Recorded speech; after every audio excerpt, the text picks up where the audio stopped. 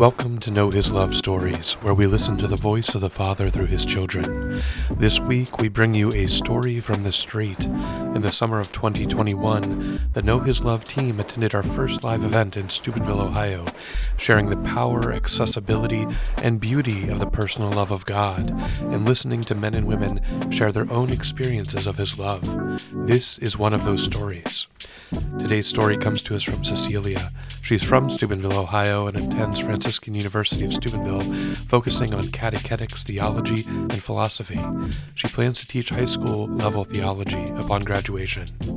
This is a Know His Love story. So a time that God's love, or knowing God's love, was a struggle for me was, I struggle a lot with mental health, and so a few years ago, I was homeschooled, and that was a very isolating time for me. I had lost all my friends. Just things weren't going really great in my life, and I was just struggling with my mental health. And I just felt really unworthy of, how God was loving me. And even if He did love me, I really questioned that. And it made me question other people's love for me. And I just would never accept people's love because I just didn't think I was worthy. So just the constant battle of mental health has always been kind of something that I've struggled with and kind of made it hard to see God's love. I kind of, at that time, saw God as someone who was never going to be there for me, someone who would kind of be disappointing me, and that manifested in a lot of my relationships with people, my friends and so forth. And it just became this thing where I didn't really know who God was, and what His promises were. It just kind of affected how I knew about God's goodness. I kind of painted Him more so as this higher being that didn't relate to me. I saw myself as I guess a mistake. I didn't really make sense. I just saw a person that really couldn't obtain that personal connection. And I had heard about people who had those connections with God, and I just was I can never get there. It kind of starts with my sophomore year of high school. I transferred to Catholic Central, a high school, and I started going to adorations. And there was one night where, they were offering prayer teams, and I had felt an urge for a long time to get prayed over, but I was too scared. But there was just one night in particular where I was I need to do this. So I went, and people prayed over me, and it was just a moment of God truly stepping into my life. And I realized He was the one I was missing. He was the one I needed. And in that moment, I can kind of describe it as God just reaching in and putting His arms around me. And that's something I never experienced before. I always saw God so distant, but He was so close. I could almost feel His presence there.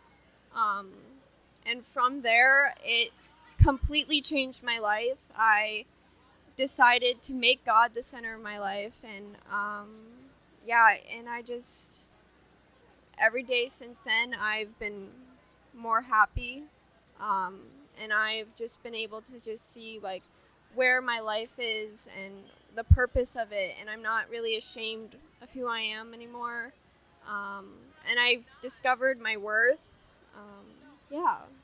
It was a crazy moment.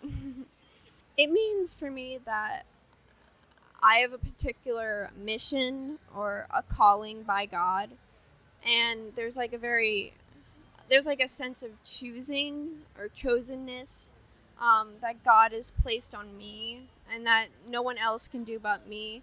And with his guidance, just kind of putting out the good in the world and to love others. And that word beloved, it's just like, I just think of like a father-daughter relationship, um, and how it's just like, it doesn't matter what's going on, what I've done, where I am, that will never change because he's my father, and that you can't like tarnish that relationship in his eyes. Like, he will forever love me, and that's really what a beloved child means to me, is like someone who was handpicked by God to experience God in a different and profound way. My favorite way that the Lord shows his love for me is just the people around me. I have incredible friends, mentors, like people who are constantly pouring out love for me, and it's a constant thing. Like, every day I'm reminded of how loved I am by the Lord, by just the people in my life, and that has again been one of the most life-changing things over the past few years, of just really knowing others people's love, and then with knowing others people's love for me, I've been able to know God's love.